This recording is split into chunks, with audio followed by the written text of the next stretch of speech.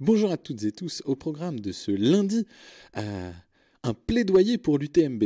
Est-ce que ça a un sens ou pas? C'est notre premier thème, je prends des risques, mais j'espère avec beaucoup de recul et d'humour. Deuxième thème, c'est la planification de 2024, au-delà du calendrier de ces courses.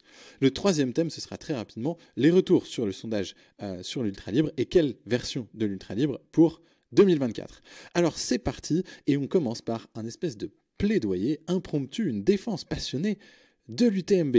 Pourquoi? Comment? Non, l'idée c'est de revenir au sondage de mardi dernier sur lequel, si on analyse les retours, environ et grosso modo un tiers des répondants se disent préinscrits à une ou plus des courses de la semaine UTMB. Un tiers des coureurs aimeraient à l'avenir potentiellement s'inscrire sur une des courses de l'UTMB et un tiers pour qui ce n'est pas un objectif ni aujourd'hui ni a priori à l'avenir. Tout ça pour dire qu'en général et aussi plus largement, cette prise de parole s'inscrit dans le fait que, a priori, c'est cette semaine qu'il y a les résultats des préinscriptions et du tirage au sort des courses de l'UTMB, et parce que c'est une course qui, de moins en moins, laisse indifférent de par ses aspects, notamment marketing, de la structuration du circuit UTMB, etc. Donc, dans ce contexte de la question de la semaine dernière, ensuite, parce que ça laisse, on va dire, plus personne indifférent, ce développement, on va dire, du trail dans ce sens de plus de compétition et de l'UTMB World Series, et puis parce que le tirage au sort arrive, est-ce que c'est possible, au risque d'en froisser potentiellement quelques-uns, Giovanni en premier lieu, mais pas que, pardon d'avance. Et encore une fois, ici l'idée c'est beaucoup plus d'avoir peut-être une petite dose d'humour ou de recul, ou au moins beaucoup d'humilité, pour ne pas avoir, ni ne pas proposer une vision dogmatique ou universelle sur un point de vue. Juste un petit billet, on va dire, sur l'UTMB, et sur l'UTMB, avant tout, sur la course qu'elle représente, beaucoup plus que ce que représente son logo ou son trademark ou le business que ça peut être sur la course en elle-même. Et là, c'est Barès, alors pareil, l'auteur est un peu polémique, et à reprendre dans son contexte historique, mais qui disait des endroits où souffle l'esprit. Il est des lieux où souffle l'esprit, il est des lieux qui tirent l'âme de sa léthargie, des lieux enveloppés, baignés de mystère, élus de toute éternité, pour être le siège de l'émotion.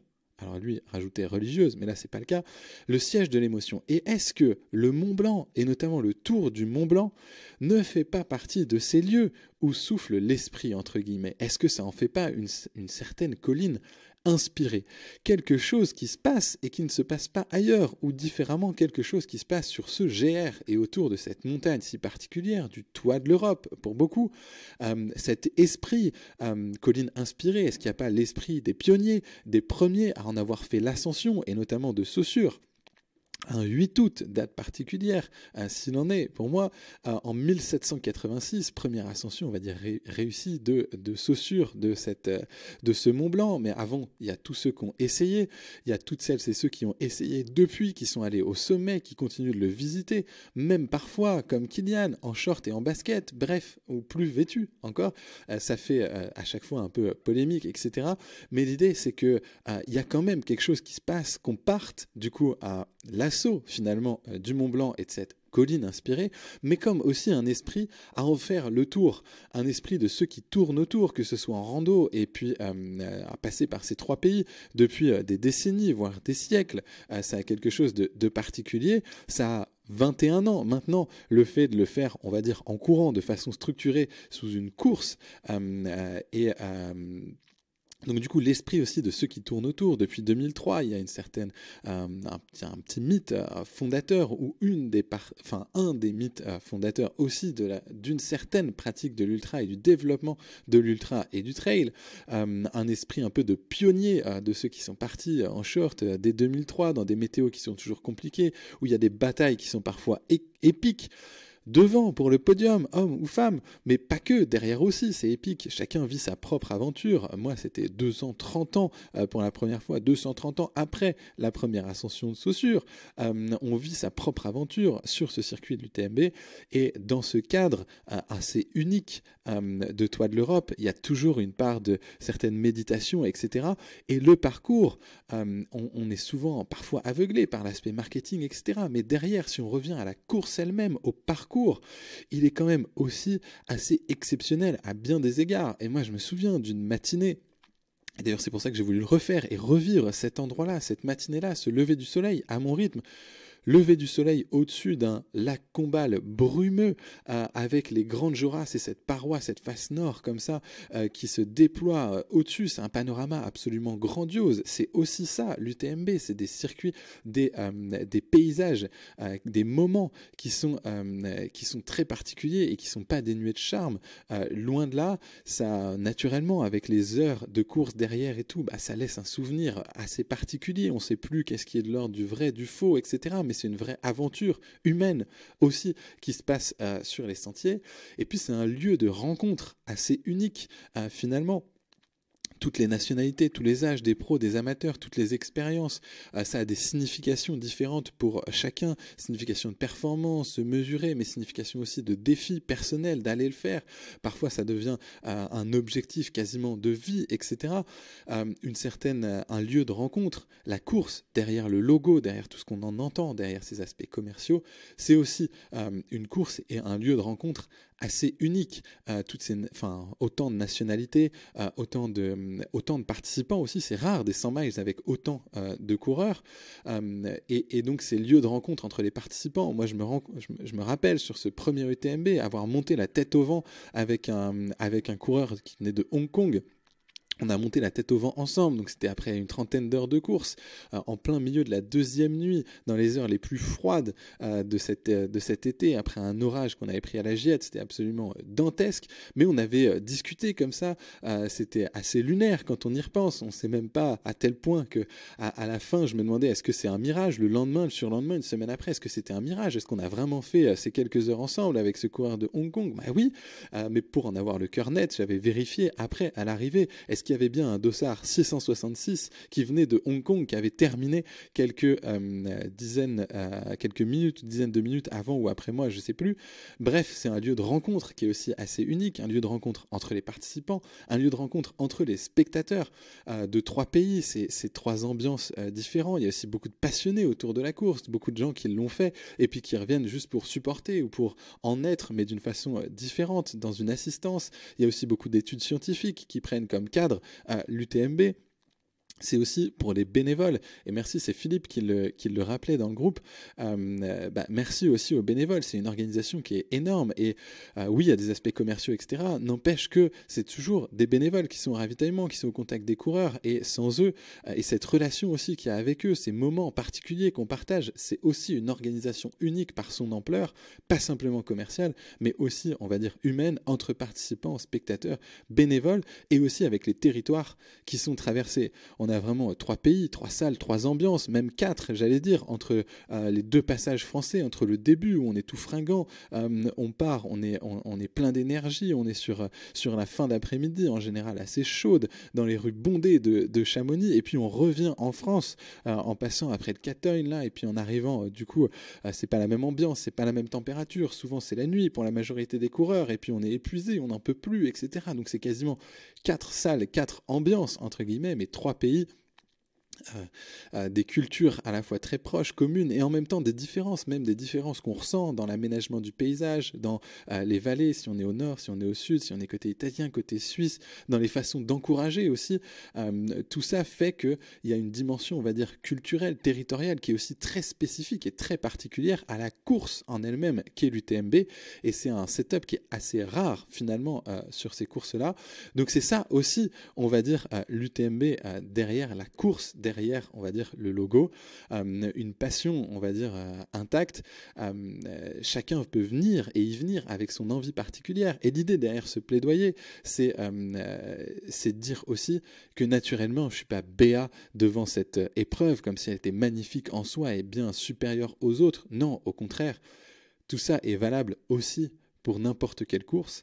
L'UTMB, comme pour les autres, on a toujours, on va dire, cette profondeur des relations, l'essentiel de ce qu'on va y chercher, de dépassement de soi, d'introspection, de dépassement physique aussi, de rencontre des paysages, des territoires et des humains qui la traversent en même temps que nous. Et donc, que l'UTMB ait une dimension, on va dire, en plus ou en moins pour certains, et ce sera le jugement de tout un chacun, cette dimension commerciale, de notoriété, voire médiatique, pour moi, il y a autant de façons de la vivre que de coureurs, comme pour n'importe quelle course. L'essentiel, c'est de savoir pourquoi on y est ou on n'y est pas. peu importe, à la limite, l'essentiel c'est de savoir pourquoi on est, soit on n'y est pas, mais d'être bien là où on est, pardon. Voilà, donc c'est cette défense passionnée, je ne sais pas pourquoi je commence par ça aujourd'hui, peut-être ce contexte particulier, cette excitation avant le tirage au sort, et cette défense passionnée, pas simplement de l'UTMB, mais du trail et de l'ultra, en prenant pour exemple cette course spécifiquement derrière le logo, et on pourrait naturellement en faire un plaidoyer pour chacune des courses auxquelles on prend part, ou du moins c'est ça pour moi qui reste le plus essentiel pour soi peut-être et comme guide, c'est est-ce qu'on est capable de parler avec passion de toutes les courses qu'on a envie de faire et auxquelles on prend part, parce que si on a de la passion, si on a envie, si on peut en parler comme ça pendant une dizaine de minutes à la volée en disant pourquoi est-ce qu'on a envie d'y être et qu'est-ce que ça évoque pour nous, ben finalement est-ce que c'est pas ça, peu importe que ce soit l'UTMB ou la course d'à côté de chez soi ou n'importe quelle autre course de n'importe quelle distance et d'ailleurs dans n'importe quel sport, c'est la capacité à y trouver ce qu'on va y chercher et à y prendre part passionnément. Aussi, et peut-être le lien avec le deuxième sujet du jour, la planification de son année. On est au début de l'année, on est en janvier. Et donc, certes, là, on parle du résultat d'un potentiel tirage au sort. Il y en a d'autres dans la saison pour d'autres courses. Mais en fonction des résultats, ça oriente aussi une saison parce qu'on sait si on va y placer cet objectif intermédiaire ou principal que peut être une des courses de l'UTMB ou d'autres courses à tirage au sort. Une fois qu'on a ces réponses-là, une fois qu'on a placé, on va dire, ce calendrier de courses dont on parlait en décembre, course intermédiaire, objectif principal, il s'agit aussi de prendre un moment, peut-être en janvier et maintenant, pour planifier, ou du moins avoir du coup une appréciation de quelle va être sa saison, au-delà des courses et des dossards, de sa préparation, de son lien entre planning familial, planning professionnel, planning sportif, que ce soit en course, que ce soit pour les autres passions potentiellement, ce qu'on sent, ce qu'on sent pas, ce qu'on a envie de découvrir ou pas. Et paradoxalement, c'est maintenant, on va dire, en général, au début de l'année, quand on pense désormais 2024, maintenant que 2023 est derrière nous, quand on pense 2024, essayer de planifier, d'organiser, de voir à quoi va ressembler cette succession d'événements qui, a priori, nous fait plaisir. Rien que l'idée d'y penser, comme le partageait, je crois que c'était Marc, Forpret en néerlandais, se prendre du plaisir rien qu'à l'idée de penser à un événement à venir. Donc l'idée c'est aussi de prendre ce temps-là pour construire, on va dire, à quoi va ressembler cette saison, même si on est a priori au moment où les jours sont les plus courts, où il fait quasiment le plus froid, où il neige, où c'est le plus dur peut-être de se motiver, etc. pour aller courir. C'est paradoxalement dans ce moment-là qu'on rêve et qu'on planifie et qu'on pense à tous ces moments où au contraire il va faire beau, il va faire chaud, on va se sentir en forme, on va être dehors et on va exprimer sa pleine santé physique et toute sa vigueur mentale sur les sentiers dégagés d'altitude avec et sous un beau soleil. Donc c'est y penser et c'est aussi plaisant et maintenant qu'on dans cette saison creuse ou cette saison basse ou cet hiver qu'on est en train de définir la qualité de ce qu'on va faire à la belle saison entre guillemets. Ça c'était le deuxième potentiel thème d'aujourd'hui, c'était la planification de 2021, et quoi y mettre en fonction de quoi, pas simplement ses objectifs mais le rythme qu'on veut donner à sa pratique sportive et à sa vie et à son équilibre de vie pour les prochains mois. Enfin, le troisième sujet, très rapidement, les résultats du sondage. Et j'essaie d'être plus court aujourd'hui, et ça faisait partie de certains retours du sondage. Déjà, merci à toutes celles et ceux qui y ont pris part et qui m'ont donné du coup de l'information pour savoir comment orienter finalement le groupe, son animation, pour que ça fasse sens pour vous, que vous y trouviez potentiellement des ressources intéressantes et qui vous donnent envie et qui contribuent à cette pratique du trail. Donc merci. Je suis en train d'analyser les réponses. Le sondage reste aussi ouvert. D'ores et déjà quelques éléments. Le premier, c'est quelqu'un parlait d'une recherche par mots-clés pour avoir la possibilité, en fonction des thèmes qu'on aborde dans les discussions sur Community, etc., de pouvoir les retrouver facilement. Ça, techniquement, c'est déjà possible normalement dans la barre de recherche de l'onglet Community. Si vous tapez par exemple nutrition ou, je sais pas, minimalisme, vous allez normalement avoir tous les articles et les commentaires qui sont en lien avec le sujet. Donc ça, j'espère que ça aide. Ensuite, il y avait pas mal de remontées pour plus de partage, notamment de comment se passent les saisons de chacune et chacun. Est-ce qu'on a atteint ses objectifs? Comment est-ce qu'on s'est entraîné, etc. Parce que finalement, c'est ce qu'on vient chercher aussi sur l'Ultra Libre. C'est le fait d'être avec des gens qui sont amateurs, qui veulent allonger potentiellement les distances. On n'a pas tous la même expérience. Et l'idée, c'est d'avoir des retours plus précis sur comment s'est passée ma saison, comment est-ce que je suis passé cette saison par exemple, j'ai fait mon premier 20 ou mon premier 40 ou comment ça s'est passé, etc. D'avoir des retours d'expérience sur concrètement, peu importe le niveau, peu importe la distance, comment ça s'est passé et comment ça se passe, comment on vit l'idée de ces témoignages. Et donc ce que je vous propose, s'il y en a qui sont partants, peut-être pour favoriser ça, si vous voulez partager vos témoignages, allez-y. Si vous voulez vous filmer en train de raconter un peu votre saison, comment ça s'est passé, etc., n'hésitez pas et faites-le. Si je peux vous aider à savoir si vous voulez qu'on fasse un appel, qu'on enregistre et qu'on partage après en mode un peu webinaire, n'hésitez pas et à votre dispo pour le faire. Enfin, un dernier thème, c'était plutôt potentiellement passer sur les podcasts et les rendez-vous du lundi, potentiellement à un format une fois tous les 15 jours, à voir, est-ce que j'alterne avec une analyse particulière sur l'ultra une semaine sur deux, et puis une sorte de réponse aux questions-réponses, ou plus podcast rendez-vous du lundi une semaine sur deux, à voir. Revenez aussi l'idée de se faire un événement off de la communauté, se retrouver un jour dans un endroit défini pour partager une sortie ou une petite aventure, pourquoi pas. Et en tout cas moi ça me donne vraiment envie. N'hésitez pas si vous voulez continuer à répondre au sondage. Et je vais essayer d'ajuster en fonction de ce que vous me dites au fur et à mesure. En tout cas, merci beaucoup pour vos retours et pour tout ce qu'on construit. N'hésitez pas à partager vos expériences, à demander si vous avez des besoins ou des questions un peu particulières. Merci beaucoup, avec plaisir et à dispo. J'espère que cette envie d'être un poil plus court sur les vidéos sera respectée aujourd'hui. N'hésitez pas non plus à inviter qui vous voulez et à qui vous pensez que ce sera utile de potentiellement rejoindre l'Ultra Libre pour 2024. Faites-vous plaisir, prenez votre pied sur les sentiers. Je vous dis à très vite et bonne semaine.